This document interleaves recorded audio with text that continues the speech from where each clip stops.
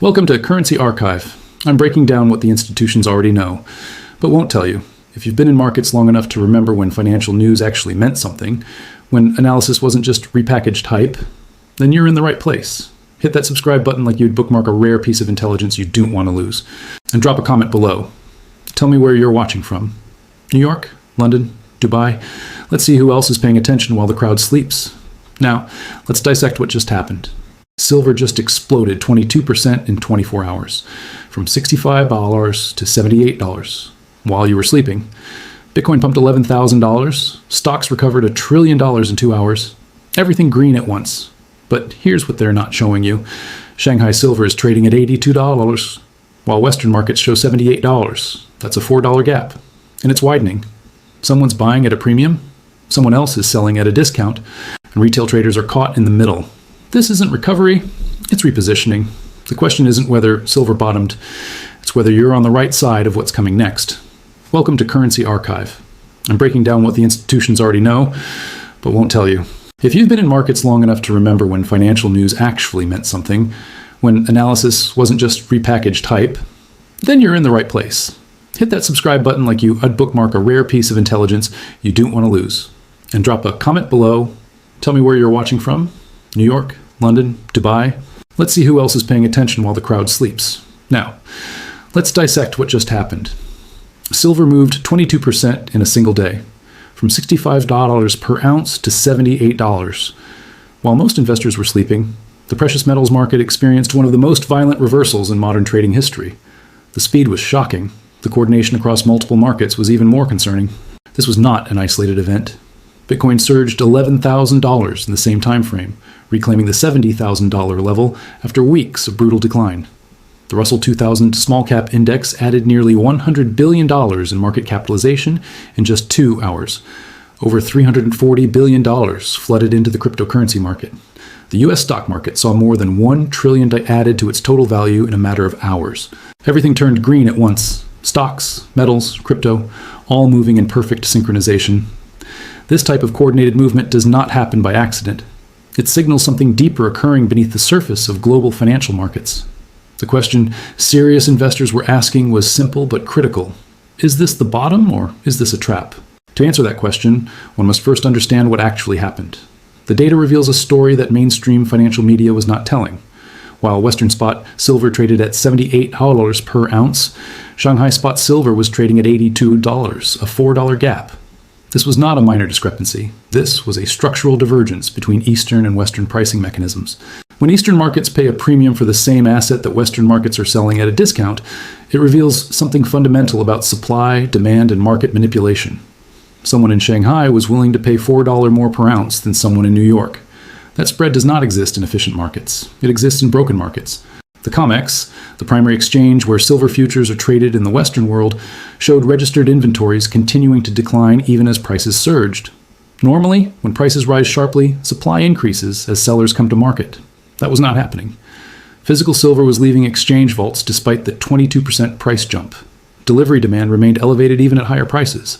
This created a paradox. If silver was truly beginning a sustainable recovery, why were inventories still draining? If this was a genuine market bottom, why were Eastern buyers paying premiums instead of waiting for Western prices to catch up? The cross-market correlation added another layer of complexity. The cryptocurrency market saw $550 million in short positions liquidated in a matter of hours. This suggested forced position closures, not organic buying. When traders are forced to buy back their short positions to avoid complete account liquidation, it creates explosive upward price movement that has nothing to do with fundamental value. The Russell 2000 outperformed large cap indices during the rally. This is a classic risk-on signal. Small cap stocks are considered higher risk than large established companies. When investors rotate capital into small caps, it typically indicates growing confidence and risk appetite. But was this confidence justified? The Dow Jones Industrial Average climbed 950 points to a new all-time high. The Nasdaq and S&P 500 fully recovered from the previous day's sharp decline. On the surface, this looked like strength. Markets had absorbed a shock and bounced back immediately. But beneath the surface, the mechanics told a different story. Markets do not move this violently during healthy conditions. A 22% move in silver within 24 hours is not normal price discovery. A $1 trillion recovery in U.S. equities within 2 hours is not organic capital allocation. These are the signatures of forced liquidations, algorithmic trading cascades, and leveraged position unwinding. History provides context. In 2008, Bear Stearns collapsed in March. Markets rallied for 6 weeks afterward. Investors believed the worst was over. Then Lehman Brothers failed in September, and the entire financial system nearly collapsed. The rally between March and September 2008 was a trap. In March 2020, global markets experienced their fastest crash in history due to pandemic lockdowns. On March 23rd, a violent reversal occurred. Stocks surged 20% in a matter of days. Many investors believed it was another bear market rally that would fail. But that time it was the actual bottom. The difference was Federal Reserve intervention. Unlimited quantitative easing and zero interest rates provided the fuel for sustained recovery.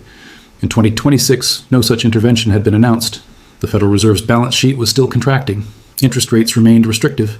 There was no obvious catalyst to justify a trillion-dollar market recovery beyond short covering and algorithmic momentum. The silver market sat at a critical juncture. Eastern physical buyers were accumulating despite rising prices. Western paper markets were experiencing explosive short covering. Mining company insiders were making unusual moves. COMEX margin requirements had recently been increased, a signal that exchange operators were preparing for increased volatility. The reversal was real. The violence was undeniable. But whether this marked the beginning of a new bull market or simply a violent pause in an ongoing correction remained unclear. The answer would determine whether investors should be accumulating positions or preparing for another leg down. The data was mixed. The signals were contradictory. And that uncertainty was precisely what made the current moment so dangerous for unprepared investors. The pattern had appeared before.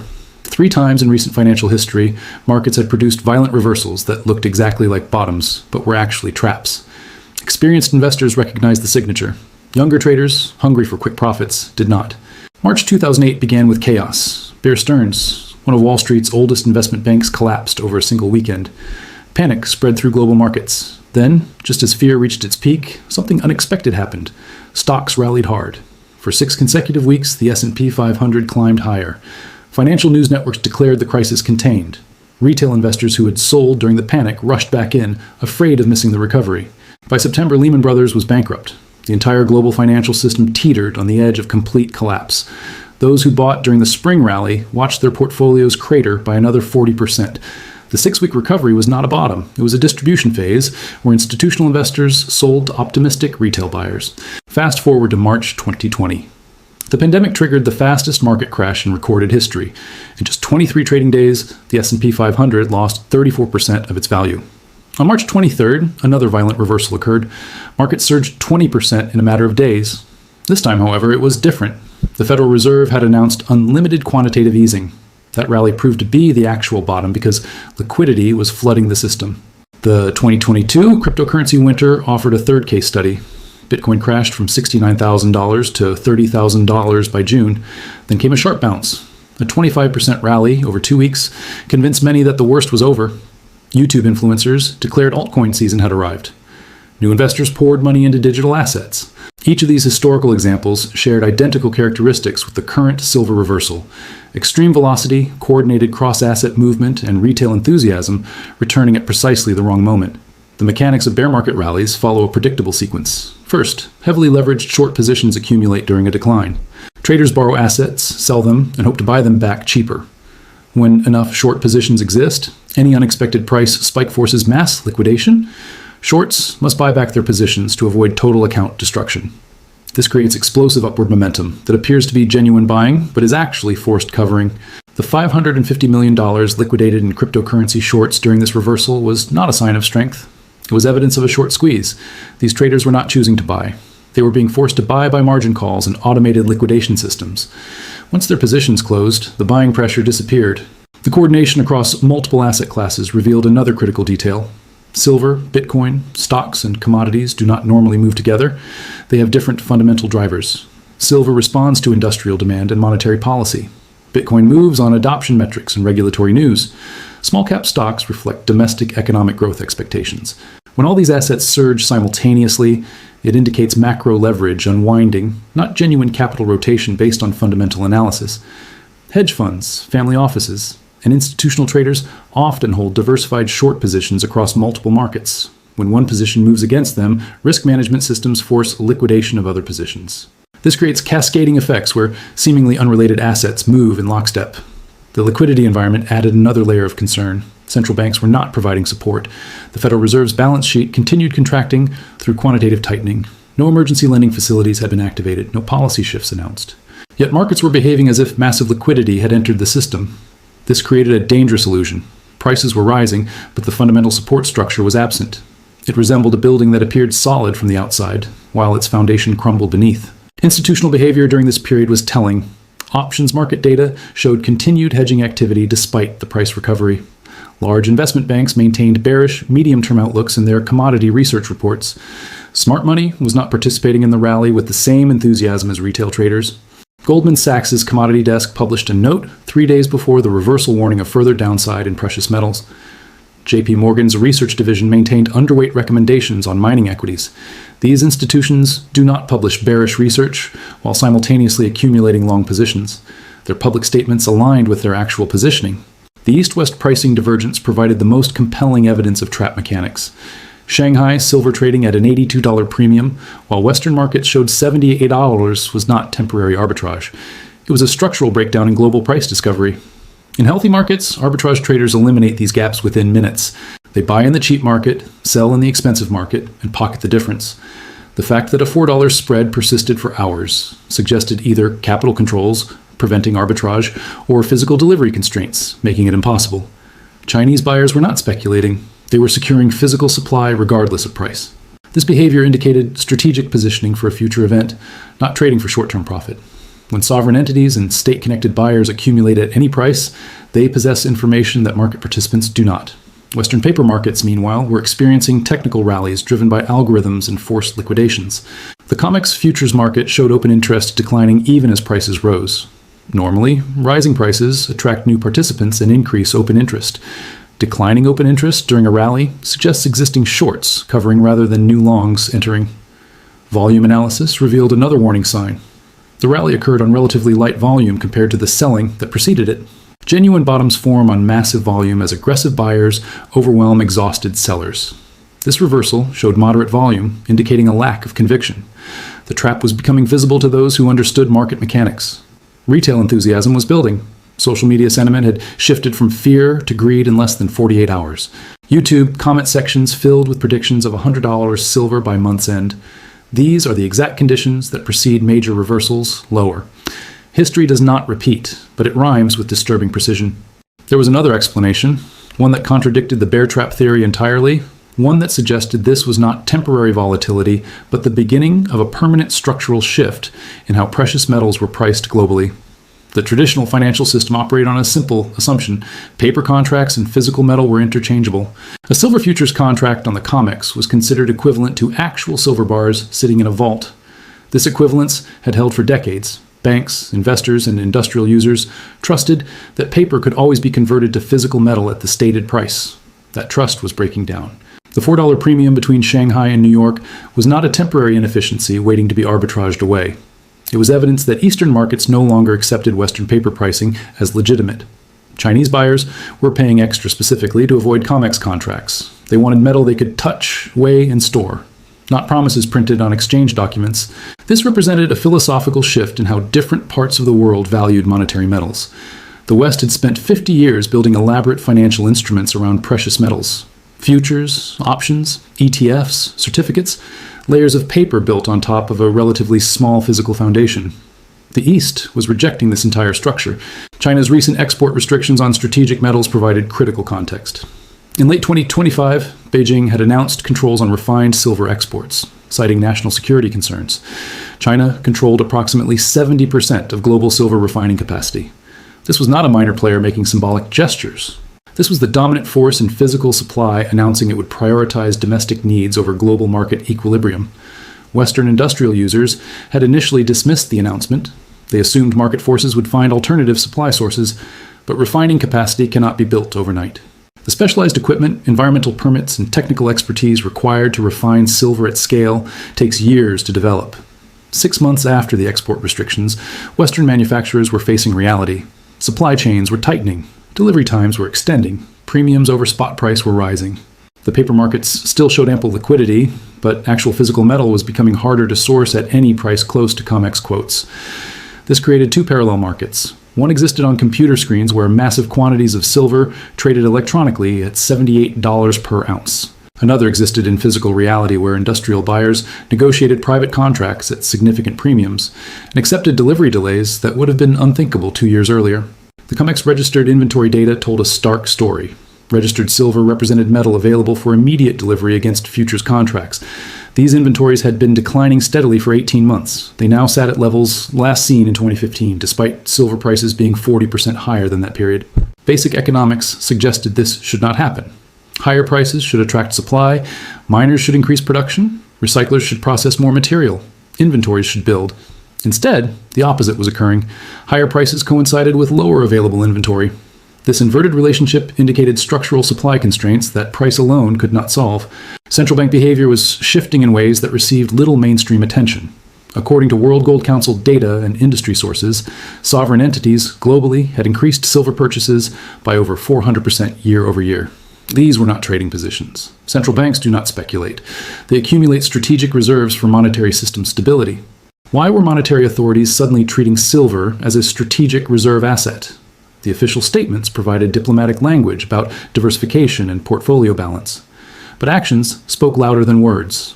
When central banks compete for physical metal, they are preparing for scenarios where paper currency systems face serious strain. Sovereign wealth funds were entering the market with similar intent. Norway's government pension fund, Singapore's GIC, and entities connected to Gulf state oil revenues were reportedly building physical silver positions for the first time in their institutional history. These organizations manage trillions of dollars with 100-year time horizons. They do not chase momentum trades. The technology sector was creating unprecedented industrial demand that few analysts had properly quantified. Solar panel manufacturing was consuming 20% more silver per unit compared to 2023 models due to efficiency improvements requiring higher silver content. The global solar build-out was accelerating, not slowing. Electric vehicle electronics were increasing silver consumption by 35% annually. Each EV required approximately twice the silver content of traditional internal combustion vehicles. With global EV adoption still in early stages, this demand trajectory had years of growth ahead. The infrastructure supporting artificial intelligence represented an entirely new category of silver consumption. Data centers powering AI systems required massive amounts of silver in their electrical components, cooling systems, and connectivity infrastructure. A single large-scale data center could consume several 100,000 ounces of silver in its construction. 5G telecommunications build-out added another layer of structural demand. The network densification required for 5G meant far more cell towers, each containing significantly more silver than previous generation equipment. These were not speculative future demands. They were contracted projects already under construction. The silver would be needed regardless of price. Industrial users could not substitute away from silver in most applications without redesigning entire product lines, a process taking years and costing billions. The margin requirement increase at COMEX provided an intriguing signal. Exchanges raise margin requirements for two reasons: to cool overheated speculation, or to prepare for increased volatility they expect is coming. The timing was unusual. Margin hikes during corrections typically aim to prevent further decline, but this increase came while prices were already down significantly from recent highs. Historical precedent was mixed. In 2011, COMEX raised silver margins 5 times in 8 days, triggering a collapse from $50 to $30. But in 2020, margin increases preceded the beginning of a major rally. The action itself was neutral. The context determined its meaning. The current context suggested exchange operators were preparing for major volatility in either direction. They were not specifically bearish or bullish. They were concerned about system stress. Physical premiums at retail dealers had reached levels typically associated with supply crises. American Silver Eagles carried premiums of $8.12 over spot price. Canadian Maple Leafs showed similar spreads. These were not temporary spikes. They had persisted for months, indicating chronic shortage at the retail level even while wholesale paper markets appeared liquid. Mining company insider behavior was showing unusual patterns. CEOs and board members at major silver producers were purchasing shares in their own companies during the correction. Insider buying is generally considered a bullish signal because executives have better information about their company's prospects than outside investors. But the scale and timing stood out. These purchases were occurring during maximum pessimism, when retail investors were capitulating. Insiders were not waiting for confirmation of a bottom. They were buying aggressively into weakness. The pieces did not fit a simple bear trap narrative. Too many structural factors pointed toward genuine supply stress hidden beneath the surface of liquid paper markets. The east-west divergence was widening, not narrowing. Physical premiums were rising, not falling. Strategic buyers were accumulating, not distributing. Either the market was experiencing the most elaborate trap in precious metals history, or it was undergoing a fundamental transition from paper price discovery to physical scarcity pricing. The difference between these scenarios would determine whether silver revisited 65 or broke toward $100 in the coming months. The structural transition thesis rested on a simple premise. Paper markets can maintain artificial prices only as long as participants' trust paper can be converted to physical on demand. Once that trust breaks, pricing mechanisms fail catastrophically. The $4 Shanghai premium suggested that trust was already breaking in the world's largest consumer market. A financial analyst sat in her office on the 42nd floor of a Manhattan building, staring at 3 different screens. Each displayed a different version of reality. The left screen showed COMEX silver futures trading at $78 or orderly and liquid. The middle screen displayed Shanghai premiums climbing to $82.50, the gap widening hour by hour. The right screen tracked her firm's client portfolio allocations, billions of dollars waiting for direction. She had spent 18 years analyzing precious metals markets. She had seen crashes, rallies, manipulations, and genuine shortages. This moment felt different from all of them. The data was contradicting itself in ways that suggested something fundamental had broken in the global pricing mechanism. Her phone rang. A manufacturing client needed guidance. They consumed 200,000 ounces of silver quarterly for electronics production. Their existing supply contracts expired in 90 days. Should they lock in current prices or wait for the correction everyone was predicting? She had no simple answer. The honest response was that nobody knew with certainty what would happen next, but uncertainty itself was actionable information if interpreted correctly. Professional risk management does not require predicting the future. It requires positioning for multiple potential futures simultaneously. The current silver market presented 3 distinct scenarios, each with different probability weightings and different optimal responses. Scenario alpha assigned 40% probability to the bear trap thesis. Under this framework, the 22% reversal represented a temporary short squeeze within an ongoing correction. Silver would fail to hold $78, retest the $65 low within 4 to 6 weeks, and potentially break lower if broader market conditions deteriorated. The supporting evidence was substantial. No fundamental catalyst justified a $1 trillion market recovery. Central bank policy remained restrictive. Economic growth indicators were mixed at best. The velocity of the reversal suggested forced liquidations rather than conviction buying. Historical parallels to 2008 and 2022 showed similar violent bounces that ultimately failed. Under Scenario Alpha, the optimal strategy was patience, maintain cash reserves, avoid fear of missing out accumulation, wait for secondary buying opportunities at lower prices, use the rally to exit underwater positions, not to add new exposure, focus on capital preservation rather than profit maximization. Scenario Beta assigned 30% probability to genuine market bottom formation. Under this framework, $65 marked the low of the correction. Silver had established a new trading range between $75 and $85. Risk assets had found equilibrium. The selling exhaustion was real, not temporary. The evidence supporting this view included extreme bearish sentiment readings before the reversal, technical indicators showing oversold conditions across multiple timeframes, and historical precedent that V-shaped recoveries do occur after sharp corrections when underlying fundamentals remain intact. Under Scenario Beta, the optimal strategy was measured accumulation, dollar cost averaging into quality positions over several weeks, focusing on physical allocation rather than leveraged paper exposure, building core positions sized for long-term holding, not trading, accepting short-term volatility as the price of securing favorable entry points. Scenario Gamma assigned 30% probability to structural transition acceleration. Under this framework, the paper and physical markets were permanently diverging. Eastern pricing was becoming the global reference. Western exchanges were losing price discovery function. The $4 premium was not temporary arbitrage, but the beginning of a 2-tier pricing system.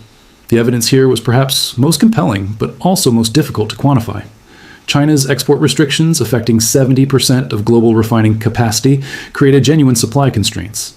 Central bank accumulation indicated monetary system preparation. Industrial demand was accelerating while available inventory declined.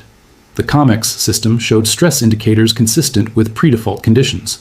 Under Scenario Gamma, the optimal strategy was immediate physical accumulation regardless of short-term volatility. Treat silver as strategic asset allocation, not a trading position. Accept current prices as potentially cheap in hindsight. Prioritize securing physical metal over optimizing entry timing. Maintain positions through volatility with minimum 12 to 18-month time horizon. The manufacturing client on the phone needed a decision today. The analyst walked him through the scenario framework. His business could not afford supply disruption. Electronics production lines could not run without silver. The company's risk tolerance was asymmetric. Missing out on lower prices would hurt quarterly margins. Running out of physical supply would shut down factories. For him, scenario gamma risk outweighed scenario alpha opportunity. Even if silver fell to $65, a $13 per ounce cost increase on 200,000 ounces meant $2.6 million in additional expense. But if physical premiums exploded and delivery times extended to 6 months, his entire production schedule collapsed, risking tens of millions in lost revenue. He locked in 18 months of supply that afternoon at $79.50 delivered, accepting a premium over current COMEX pricing in exchange for guaranteed physical delivery. His shareholders might question the decision if silver fell to $60, but his operations team would never face an assembly line shutdown due to input shortage. This illustrated the difference between trading and strategic positioning. Traders sought to maximize profit by timing entries and exits perfectly. Strategic allocators sought to eliminate catastrophic risks while maintaining upside exposure. For investors, rather than industrial users, the framework required different implementation. A prudent allocation strategy involved position sizing that could survive being wrong. No more than 5 to 10% of total portfolio value in precious metals during high uncertainty periods. Maintain 40% cash reserves for opportunistic deployment, regardless of which scenario proved correct. Diversification within the metals allocation was critical. Physical bullion provided insurance against paper market failure, but carried storage costs and liquidity constraints. Mining equities offered leverage to price appreciation, but came with operational and jurisdictional risks. Streaming companies provided middle ground exposure with different risk-return characteristics. The analyst compiled a list of warning signals to monitor continuously. These would provide early indication of which scenario was unfolding. COMEX registered inventories falling below 50 million ounces would represent critical threshold breach. At that level, the exchange would struggle to meet delivery obligations during any modest surge in physical demand. Historical precedent showed exchanges implementing emergency measures when available inventory dropped that low. Shanghai premiums widening beyond $6 would indicate system stress escalation. The larger the gap, the more complete the breakdown in global price discovery. A persistent $8 to $10 premium would effectively create separate markets with different fundamental drivers. Mining company insider selling, despite price rallies, would signal distribution rather than accumulation. Executives liquidating personal holdings during strength typically indicated concern about near-term prospects. Conversely, continued insider buying during weakness would confirm the accumulation thesis. Federal Reserve emergency liquidity facility activation would confirm systemic crisis. If the central bank needed to intervene with emergency lending programs, it would validate the most bearish macroeconomic scenarios and potentially trigger flight to hard assets. The framework also required honest assessment of what could not be known. Nobody possessed perfect information about COMEX vault inventory accuracy. The exchange reported numbers, but independent verification was impossible. Rumors of discrepancies between reported and actual physical metal had circulated for years without confirmation. Similarly, the actual extent of Chinese government silver accumulation remained opaque. State-connected entities did not publish real-time data. Analysts relied on indirect indicators like import-export flows and refinery production data. The true scale of strategic stockpiling might not become public knowledge for years. The geopolitical dimension added another layer of uncertainty. If major power competition between the United States and China intensified, commodities could become explicit weapons rather than market-traded goods. Export bans, import restrictions, and strategic stockpiling could override normal price discovery mechanisms entirely. For the business community, entrepreneurs, and serious investors, the current moment demanded intellectual honesty about uncertainty combined with decisive action within defined risk parameters. Paralysis was not prudent caution. It was abdication of fiduciary responsibility. The analyst sent her client recommendations with explicit scenario probabilities and position sizing guidelines. She had learned years ago that the best service she could provide was not predicting the future, but providing frameworks for making sound decisions despite an unknowable future. Markets do not move 22% in 24 hours during calm, healthy conditions.